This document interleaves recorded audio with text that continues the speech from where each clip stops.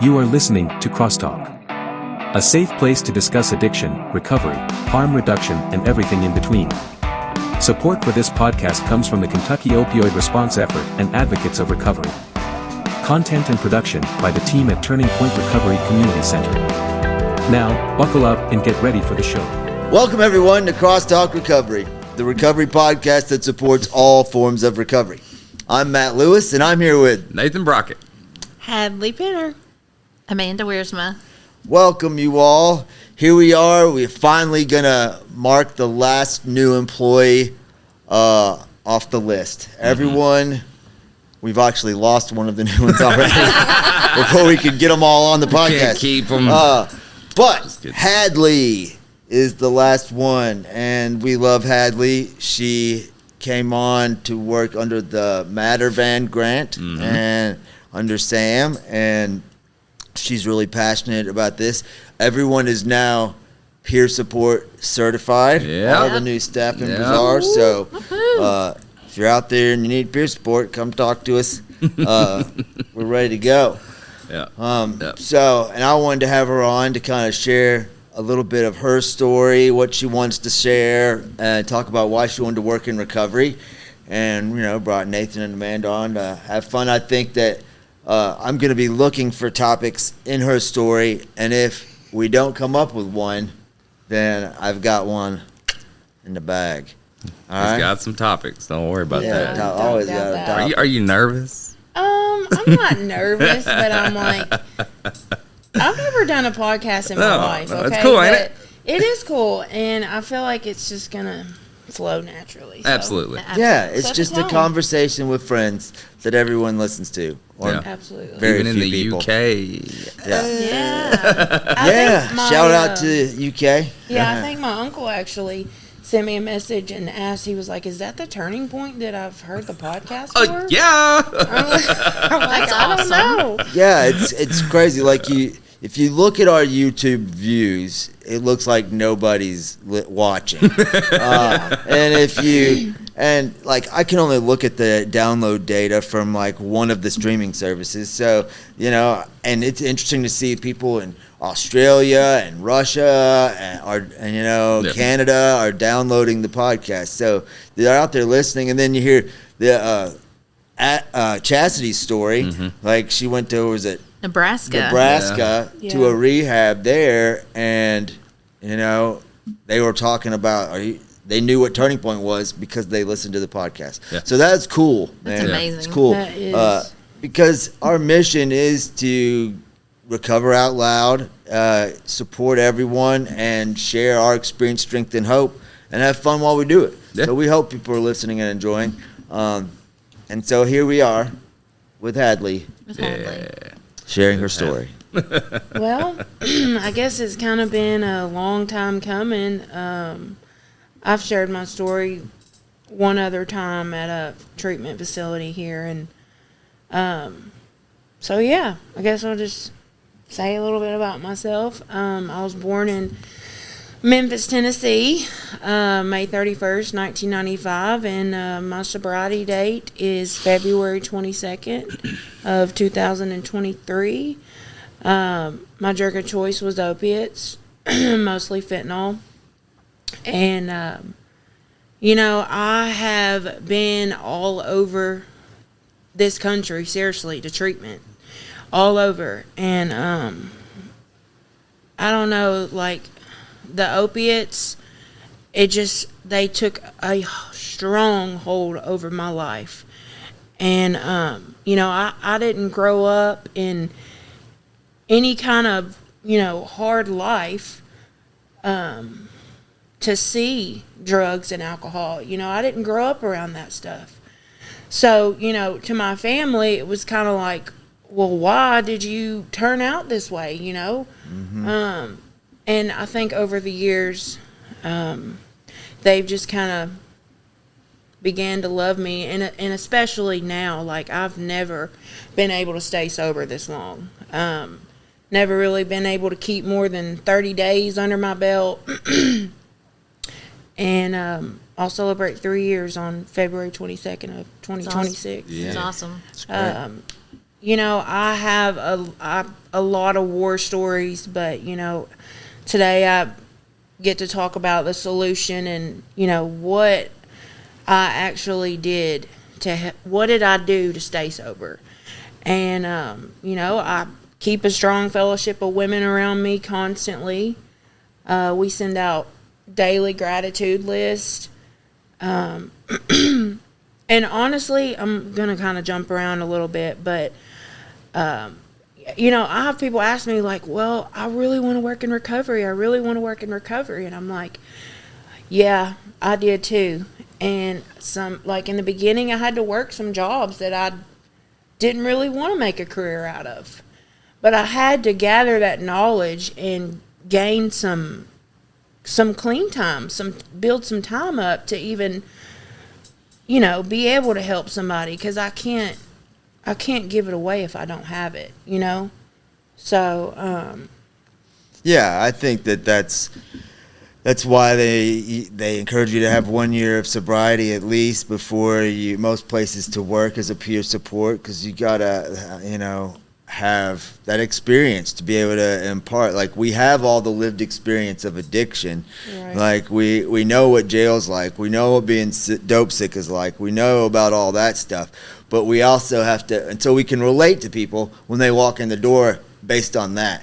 But we also have to be able to give them hope and show them what's possible moving forward, that they can come out of that, and that's what I think that's set there. Don't you agree, Nathan? Oh, absolutely. Like, how can I help somebody, as you said, if I don't know how? Yeah. Simple as that. Absolutely. Like, how do I change my oil if I've never done it or never been shown? Yes. And that's so important for, folks that are working in recovery, especially, because the passion's going to be there. You know what I mean? When people get sober, we always hear it, I want to help somebody. And, of course, one of the principles of service is, giving back to our fellow man and, giving back what we received. But there comes a level of responsibility in this that you need to have so you don't misguide people. Because, nobody has to agree with what I say on this, but I feel like there's a lot of misinformation that goes around in the world nowadays. There is. There absolutely is. And people that are staying true to themselves and their values and morals, and especially the principles that come along with the recovery programs that we all work. If we don't have those things locked in, and somebody is desperately in need of that advice or those suggestions, or hanging on, we've had people that are hanging on the edge of their seat waiting for the next right word for them, basically. Yeah. If we're not able to provide that, then I think as peer support specialists or wherever we're at in this journey working in recovery, then it will be ineffective, and we can't be, because it's, all the reduction in overdose deaths, all the people we see getting sober, they saw it probably from someone that made it look attractive. You know what I mean? It was like, okay, sobriety looks cool. Sobriety looks like something I want to do. Yeah. I want to work a program. I want to take these next steps and change my life. And it's going to be hard. You got to have somebody that is willing to walk with you through that, ethically, morally, all these things, that way that we don't basically fumble somebody's life. And thankfully, I know I'm surrounded by a group of people that think the same way that I do in that aspect. So I don't have to worry about, somebody misguiding somebody in that fact, because we've all taken those steps to get where we are. Yeah. And there's always room for growth in all this. That's the beauty about it. Where we work, encourages professional development. So thankfully that they do, so we can learn more and more, because life changes so much when it comes to the drug supply, the way things are working, the different stressors in people's lives. And we've got to be ready to combat that with those next bits of knowledge. So staying ahead of the curve and, big time working on ourselves and keeping ourselves okay so we can be okay for other people, That's right. Yeah. And I tell a lot of the consumers that I see, or if I'm, sharing in a meeting, I talk about my early sobriety, like the first couple months when I got out of treatment. It was rough for me. I have had lots of rock bottoms that I have hit. But this time, I don't know. I really felt like I was just existing in the world. Like right before I had my what I call somewhat of a spiritual awakening, literally, mentally, and physically. And I have had a lot of experience going to treatment too. So it was like I knew what to do, but I knew how to get sober, but I did not know how to stay sober. I did not know how to live my life. Number one, I didn't even know who I was. I'm still figuring that out. Every day I'm still figuring out who I am as a woman of God, as, you know, a person in recovery. But yeah, I tell people a lot that, you know, my first couple months were hard. My family is everything to me. I talk about them all the time, and you know, and we're working on those relationships every day. You know, it was not often that I even texted or communicated with my dad and my nanny and my mom and them. And today, I can say that I get to do those things today. And that may be not important to some, but to me, my family is everything.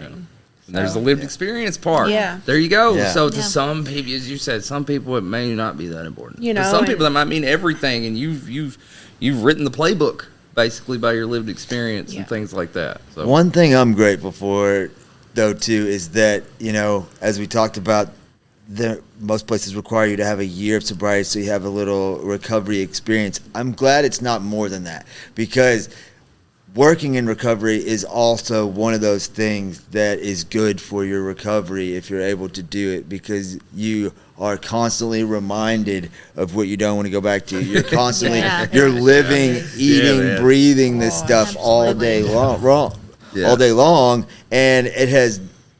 My recovery has benefited greatly from it. Like, I know your job is not your recovery, and I completely agree with that. Like, you've got to be doing what's good for your recovery outside of your work if you work in recovery, but it is definitely a benefit to your recovery. Don't you agree, Amanda? Oh, I definitely agree. You know, I like what you said about, you know, seeing people come in that are, you know, new in recovery. One of the things that I really enjoy about working in recovery is seeing a newcomer come in, seeing that light come on, and then working with them as they progress in their recovery and seeing them build that hope. You know, they see the hope and the light come on, and see them build their confidence.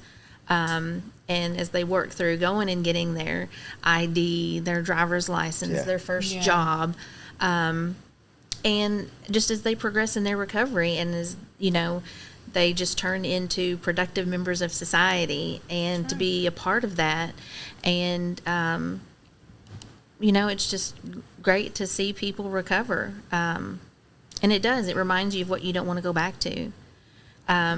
Yes, I love that. Yeah. It definitely does. And it also, working in recovery, every day is different. Yeah. You know, your job is always exciting. You know, there's never a dull moment. You get to meet so many interesting people. I call it my tribe. You know, I love working in recovery. It's definitely one of the greatest gifts that I've been given, you know.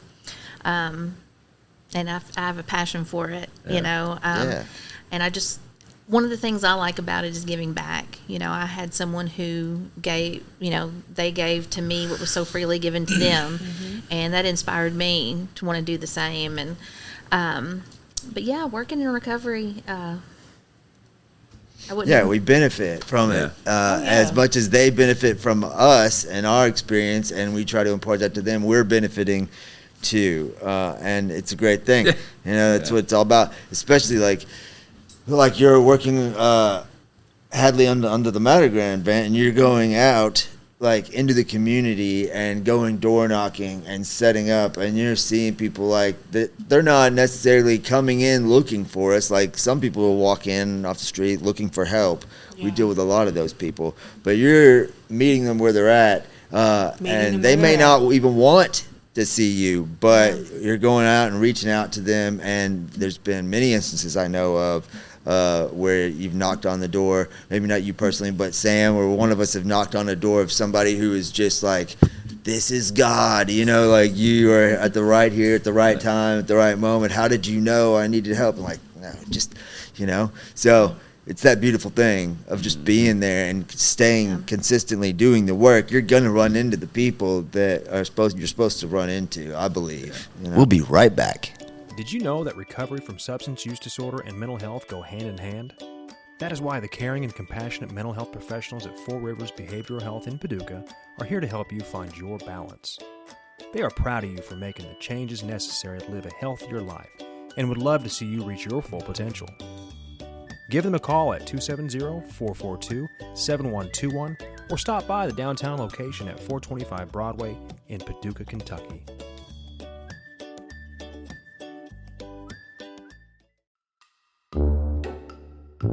Hey y'all, did you know it's illegal to own just one guinea pig in Switzerland because they get lonely? Here at Turning Point, we don't want you to ever be lonely either. That's why we're open 7 days a week from 8 a.m. to 8 p.m. Always feel free to come hang with our friendly staff, and don't forget your guinea pig. We're located at 415 Broadway Street, downtown Paducah. A lot of people really appreciate our door knocking, and you know, it's been hot this summer, but it is so rewarding to go out on that van.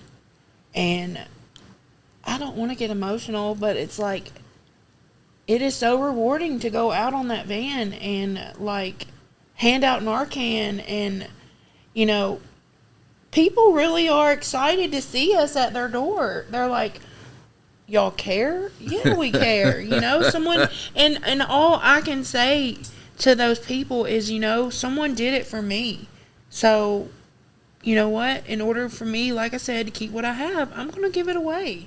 Yeah. So It's common knowledge that people are struggling with substance use disorder. Yeah. Somebody's got a family member that's possibly passed away or is in prison for years or is just struggling, or maybe they're struggling. So just knowing that people are there. It change, as we all have heard, is not an overnight thing many times, but affecting change as is our responsibility as people in recovery, is affecting that change in just little increments, because you never know. I've been here long enough knowing that just a word, a left behind brochure, a box of Narcan can completely change the course of another individual's life in monumental ways. We're not just talking that they stop using, you know, maybe that's the beginning of it. Yeah. You know, maybe they survive an overdose, and then, as we've all seen, you know, families reconnected, things like that. And that's the beauty of it. Like, I see things like this, and it's, to me, it's almost like challenge accepted. You know what I'm saying? Yes. Like, it's not just, okay, we put a Band-Aid on this, how can we help the whole person? Like, you know, just in an instance like we've been dealing with this last week with a particular consumer, you know, he needs this. Well, let's meet this need. He's stepping on to the next thing. And it's like, I'm not looking at the moment for people, because, you know, my thoughts change constantly if you've ever been around me long enough. I'm trying to look at it as the whole outcome of how best we can suit that person. yeah, and small steps too. And that's what it takes, is them small, like, not ever forgetting that a phone call can change the course of a person's life. Yeah, you and know, that things brings you back to, like, well, no one that's, you know, around us that's dealing with these things, like our consumers and even us, we didn't get the way we are overnight. Right. You know, Absolutely not. And thankfully, you know, I'm the struggles. There's beauty in the struggles of this, even with ourselves, even with our consumers, or the struggles that we have with ourselves because of our consumers. I mean, we're like I said, we're all in recovery. We're all still working on ourselves. Like, we've had some struggles, some growing pains with you know, all these new staff and everybody getting used to each other. But it's kind of been, I think it's such a great reminder of, like, hey, we still have work to do on ourselves. We need to remember why we are here and what our purpose is, and, you know, be grateful for the fact that we're able to do this together. And I think that we've all kind of came to that conclusion and have pulled together. And I think it's such a beautiful thing when you see it working, like Yeah, it shows everything strength. that we're supposed to be doing working. When we're reminded of it, we get distracted and we get caught up life on life, affects Life on everybody, life, and everybody yeah. deals with different stuff. Everybody has different struggles, from kids to sickness to all kind, whatever it is, there's always something that's going to happen. And that's, having this team of people who's going to pull together and support each other and make sure we're there for each other and our consumers and clients and everybody else. It's hard sometimes, but it's doable. Yeah. It As a absolutely team is. effort. Yeah. And Hadley, you were affected by the, turning point when you first started coming around in a Yes. positive way. You Oh, know what I mean? absolutely And was. look at what it's done for you. You see what Yeah. I'm saying? Like if you just wrap that into a little minor box, a little tiny box here, and compare that God. to how it's affected other people and things like that. And that's why I try to keep in perspective with all this. This place was my life when I first came to Paducah. And I'm thankful to hear you say that, Me because too. if there's It if you're saying it, there's so absolutely many. It was mine too. You know what I mean? So it's not you're not any different. You know what I Yeah. mean? And I'm thankful for that we're able to provide that. But all we are is just people in recovery. I'm not saying all we are. I'm not minimizing that at all. Right, But yeah. when we think about it, I'm not Superman. we're- I don't even look at myself as like program director or turning point. I look at myself as a person in recovery. So it's Sure, as simple yeah. as that compassion and that just giving that kindness it means the work. Because I come from a world of hate, man. I hate to say it. Yeah. My past ain't great. No. But when I see people like you getting emotional about just handing out a box of Narcan, it's splendid. And the old me just, oh my gosh, I had no feelings. I was so numb. Like I said, I was just existing in such a just numb world to me. And I was so far gone. It was just like, basically I was using against my will. Yeah. Towards the end, I was like using drugs against my will. I didn't want to use, but it was like, okay, well I have to because I'm going to be sick, and then I can't function, Yeah. and then I can't go to work, and then I can't have a conversation with my family, and God, that's so sick, that is terrible, and I do not wish that on my worst enemy. I really don't. And I don't have enemies today. You know what I mean? Like, I don't wish that on anyone. So what was the facility you went through that finally was the final one where it clicked? Changes Rehabilitation in Fulton, Kentucky. Okay. And then I remember when you first came to Turning Point after that, or after you got out and came in, and I helped try to get a phone, and and it's just been fun to watch your journey from coming in there and starting, and to now you're working with us and trying to help people, and it's a beautiful thing, man. It's what this is all about. It is, yeah. It's Yeah. really, you're really truly an inspiration. I remember you coming in here at the beginning, and you smelled good, and I was like, oh my gosh, you smell so good. What are you wearing? And now you're working here, and you really are. You're an inspiration, and I'm very proud of you. You've taught me some facial care. Is that what it's called? Skincare. Yeah, you've taught me some skincare. And your story is inspiring, and I'm very proud of you, and I'm so glad that you're part of the team. And yeah, It's an honor to work here with y'all. It really is. I got out of treatment, came to the Oxford House. I originally came to Kentucky in Fulton at Changes in January of 23. And, I haven't told a lot of people this, but it's a part of my story.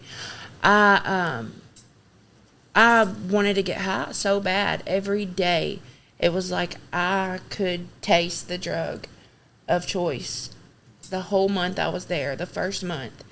And, they kept telling me, like, Hadley, you need to go to Paducah. You need to go to Sober Living. You need to do this. You need to do that. And I was just like, no, I want to go back home and go to Sober Living there so I can be close to my family. But in the end, it was like I still had reservations of wanting to use again. I still had reservations of thinking I could drink alcohol. And alcohol wasn't my drug of choice or substance of choice to get out of the bed. But, you know, that's how sick the disease is to me. It's like so many times I've relapsed that way. I would drink first and then I would, you know, use my drug of choice a couple days later.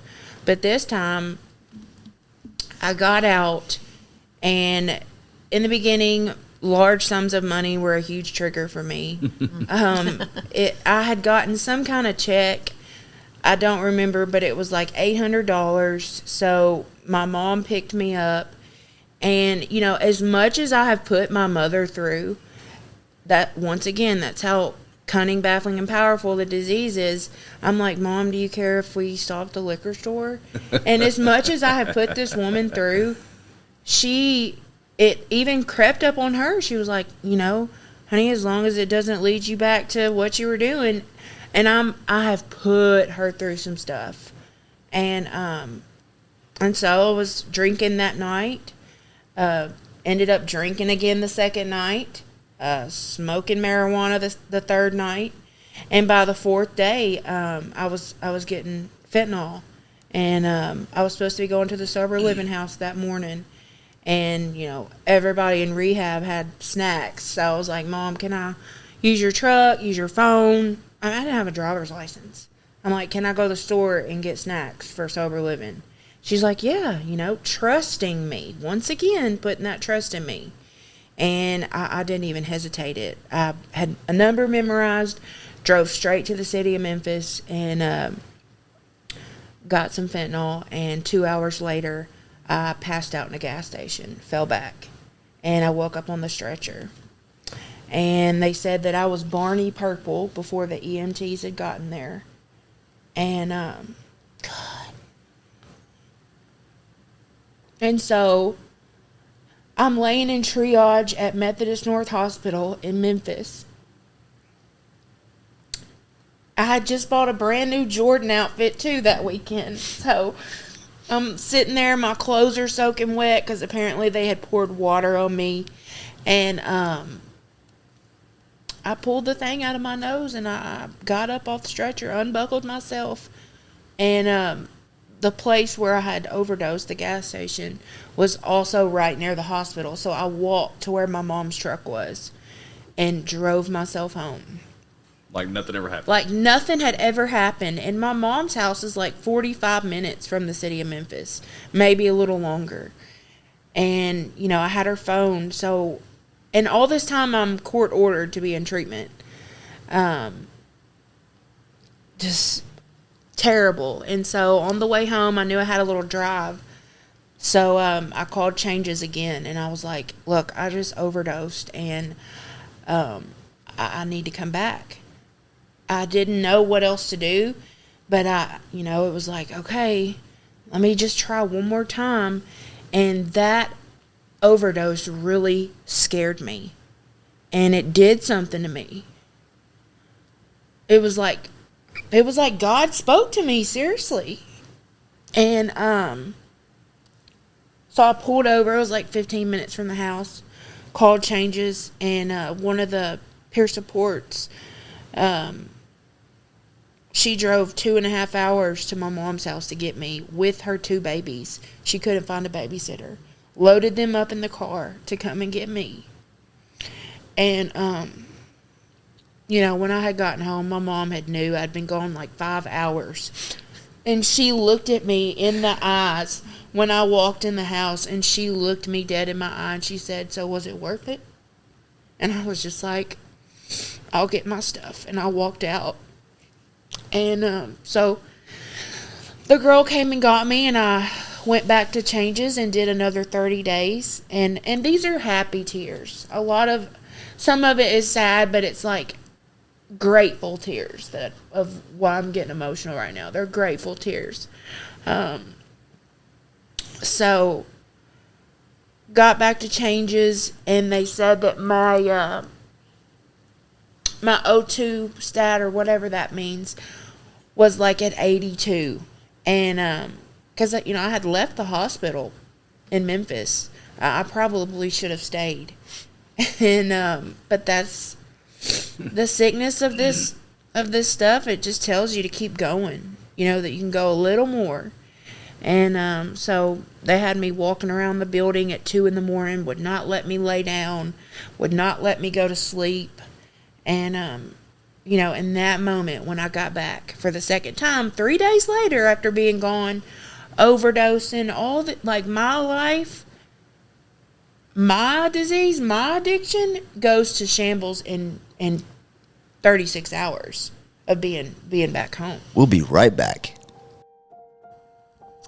As a woman in recovery, I know how important having a fellowship of women has been for me. Come join us at the Women of Worth All Recovery Support Group here at Turning Point, 415 Broadway, Paducah, Kentucky, every Friday night at 6 p.m., where we discuss our personal experiences in recovery. Hope to see you there.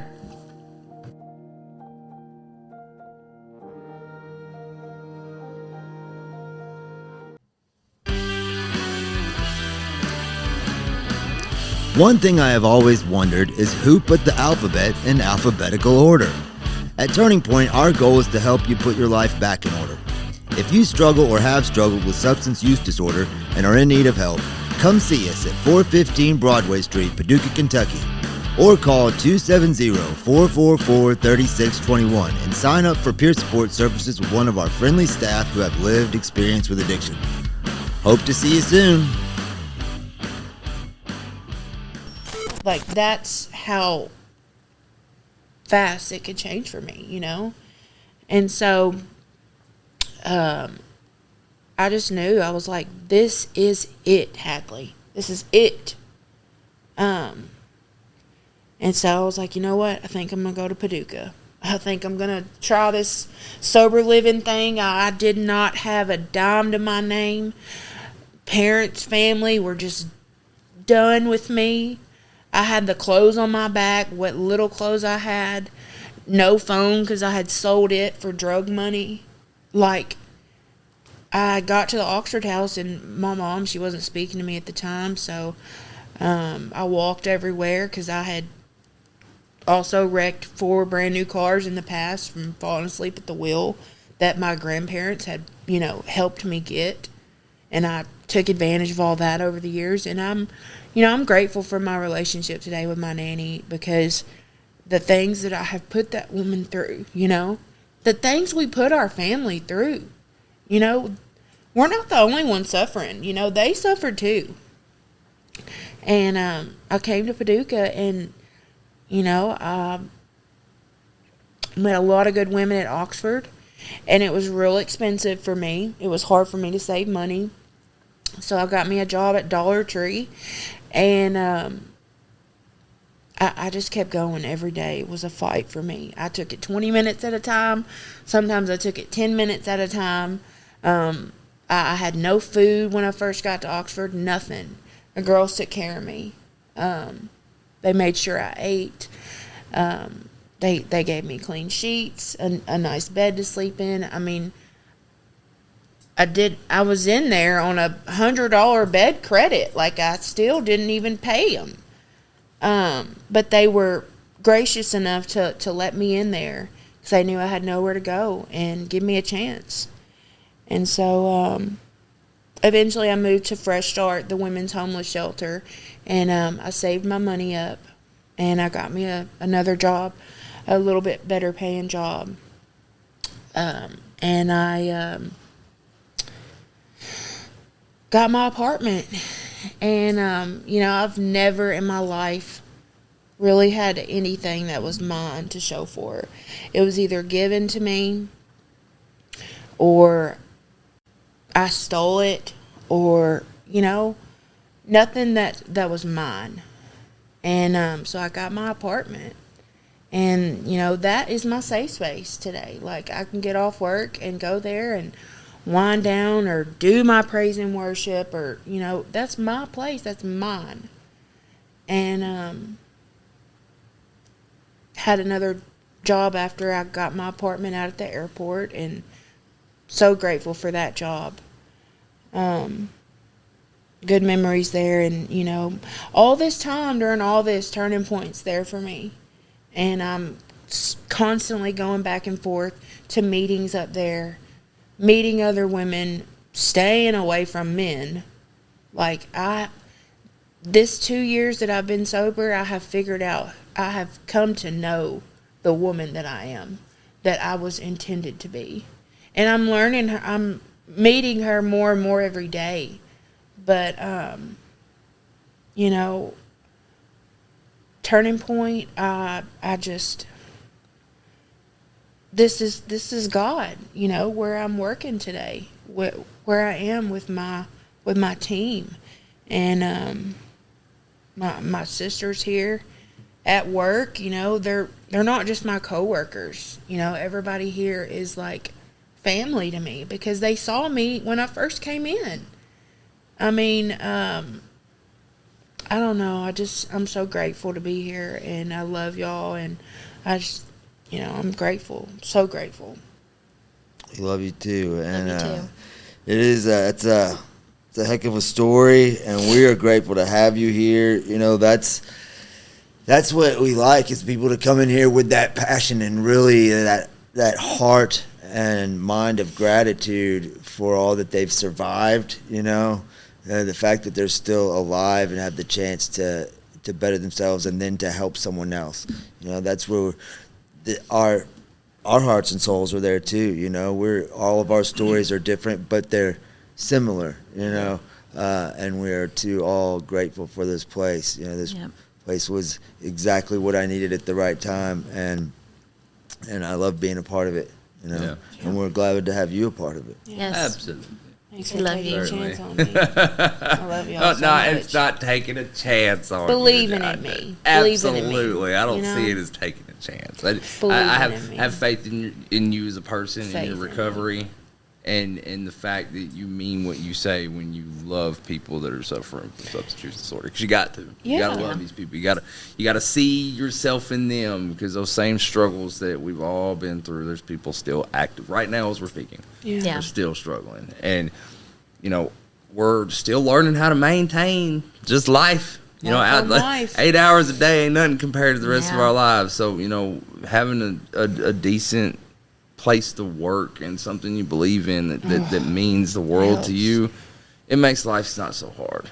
I mean, me, Amanda, we've been doing this for a few years now, and it's an extension of my life at this point. Yeah. And I'm not saying that Turning Point is my identity, but it has played such a gigantic part in the person that I am today. My kid's life, Yeah, my about to be married, all the Turning Point staff stuff. It's just, Yes. it wouldn't happen if it wasn't for that. Yeah. And I never forget that. And we've all struggled through that, Yeah.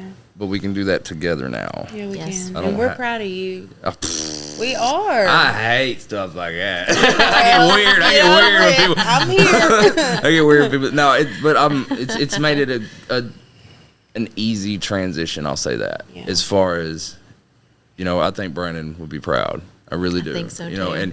And the fact I know that so. we're not just paying people to do a job. I'll never see it like that. No. I can't, because it's not that. And it's about how can I help?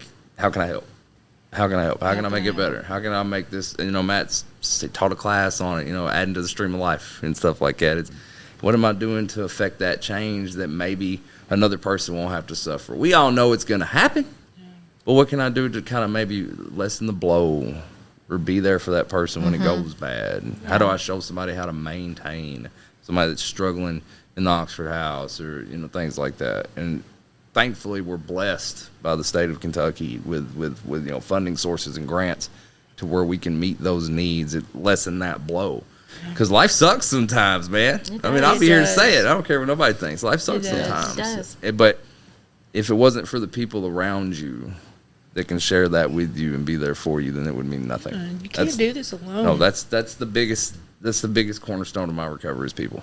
That's what I tell people all the time, that I cannot do this alone. And I won't. I promise you I won't. I'll go seek out some people. Yeah. I promise you I'm going to go find some people to be around. And a person like me, I used to hate people, man.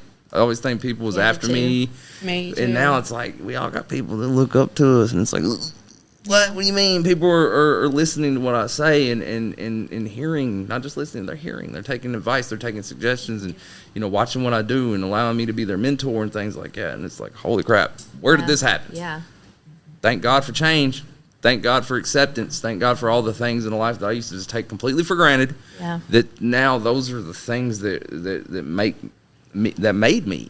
I'm the Nathan standing before you, just sitting before you, based off of the acceptance and tolerance and love of other people. I promise you, because I am a lot sometimes. No, But no. it's fun, and it's fun. I have enjoyed this ride, and I'm still enjoying it every day. Yeah. That's why you ain't gonna see me down very much, because I know what it can be.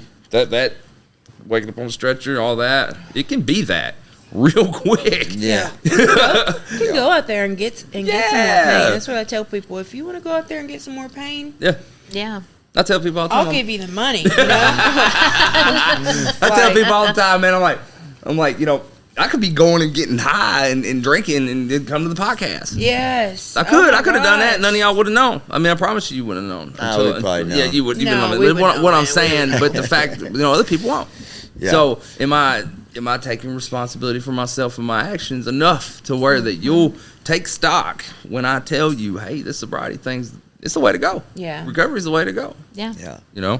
And just like Hadley's story, it's so true. I tell people this all the time. Like, if you make it back, if you're still alive, maybe that one more relapse, that one more, hate to say that you had to have that overdose, but whatever it was that takes for something to finally click, to be ready to change, like, it's worth it, as long as you can actually learn from it and apply what you learn moving forward, then it may have been worth it. And I don't encourage people to go out and use again to try and, be ready. Yeah. It took what it took, and I think it's dangerous to say, I'll give you the money these days, just because people are dying.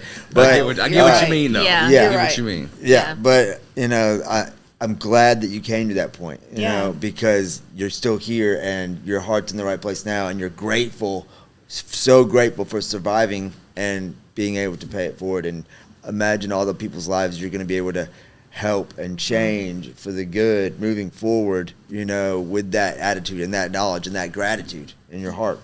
It's a beautiful thing, man. Yeah. Where we're at. And today, honestly, from the very bottom of my heart, we were talking about peace and serenity and at my home group meeting the other night, and like today I have true peace in my heart, like true peace, if that makes sense, and serenity. Priceless. It is really priceless. is. Yeah. It really is, and you almost can't put it into words. You know what I mean? It's Nope. maybe a feeling, but it's definitely something you can't put into words unless you've experienced it or you're, And a lot of people, like, I know myself, I've talked about how much I value peace that I didn't even know I needed for so long, because we get used to the chaos, we get used to the Oh, madness. yeah. I lived off that chaos. Yeah, that was Yeah. that was normal, and it was like, but we were always looking over our shoulder and always worried about something. Yeah. And to once you experience true peace, like you said, then it's just like you can breathe again. Yeah. And it's like, okay, and you can Yeah. actually look around and appreciate instead of just being on, And an it's edge not all so the loud time. up here. Yeah. It's not so loud up here anymore. You know what I mean? Like it's just. I could never lay down and go to sleep. I had to knock myself out with drugs and alcohol Me every too. night because as soon as my head would hit the pillow, the circus starts. Yeah. It's like Yeah. and all the things. Now I can just lay down and I close my eyes and there's nothing there. Nothing. It's just. Because I'm living right and I'm putting positivity in the world and I'm helping people, and that's where that peace comes in. Absolutely. Absolutely, from that, Yeah. trying to help people. And so I appreciate you guys for coming on. I appreciate you, Hadley, for being who you are, for sharing your story with us, for coming to work with us, for your heart, your gratitude, for all of you, for that, and I'm looking forward to continuing to work together and all that we're going to accomplish and all the people we're going to help. Yeah. Thank y'all so much. Thank you, Hadley. Thank That wasn't you. so bad. No, it wasn't so bad. I didn't figure Yeah. it would be. No, I don't know. She might be the first person to ever cry on the podcast. I wondered knew that. you were gonna I say wondered that. I hope. I mean, I love it. I loved it. If people gotta see, you can hear it in your voice. You can hear the passion. I know. And people need that.